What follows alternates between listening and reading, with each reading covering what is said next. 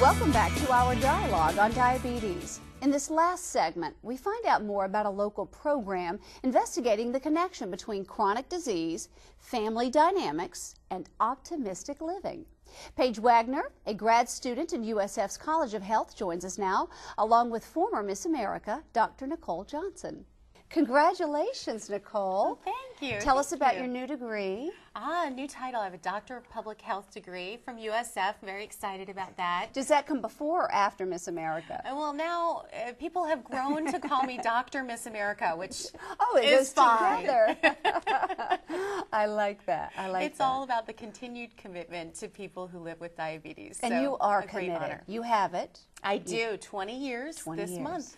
Wow. And Paige, you were diagnosed young. Yes, when I was 5 years old, and that was 17 years ago. Wow. Yes. Wow. Oh. Wow. So tell us about the center and what you guys are doing and how you are both so optimistic and that's helping others be optimistic.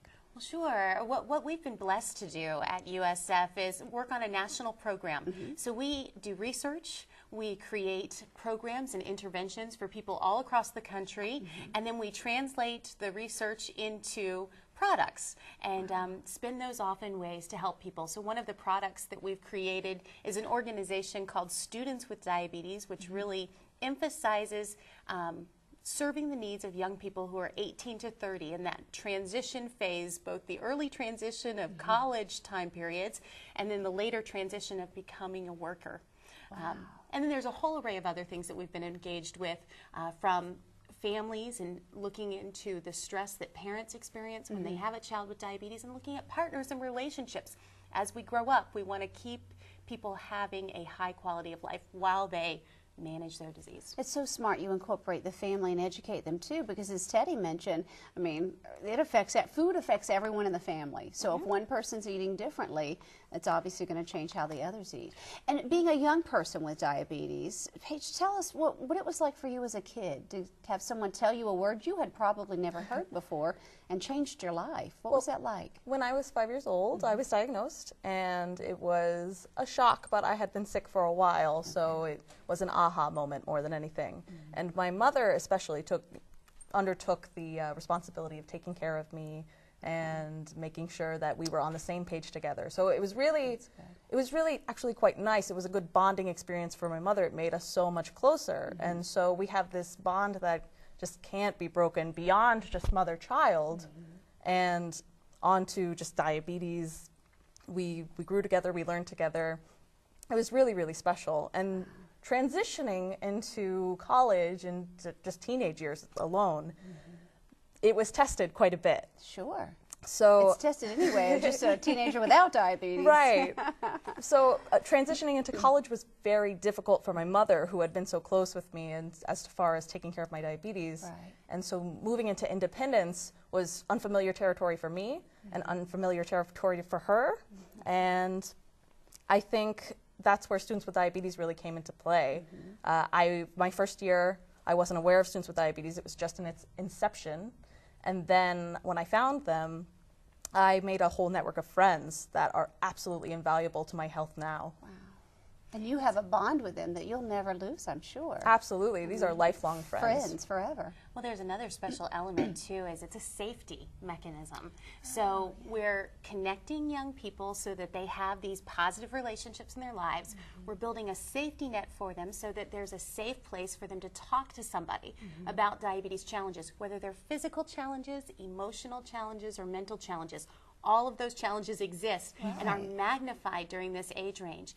And then we're creating a motivation network where through young adults, we're helping them realize that they can have vibrant lives and incredible careers. There's a national internship program that is commingled with Students with Diabetes that places young people who have type 1 diabetes in paid internships in the diabetes field, whether it's communications, research, or nonprofit management, and help set them on paths to have really wonderful careers. So for someone who has no idea that even existed, now they can come to you and get the help they need. And it's all done right here in the Tampa Bay area.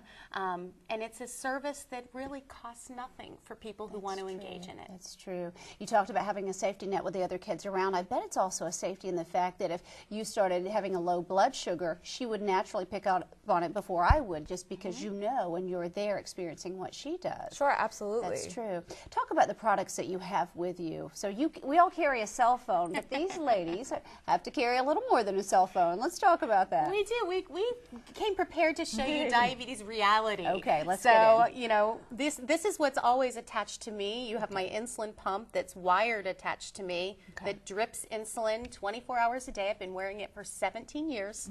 And this is my glucose sensor, which is has a radio frequency and is telling me continuously what my blood sugar is.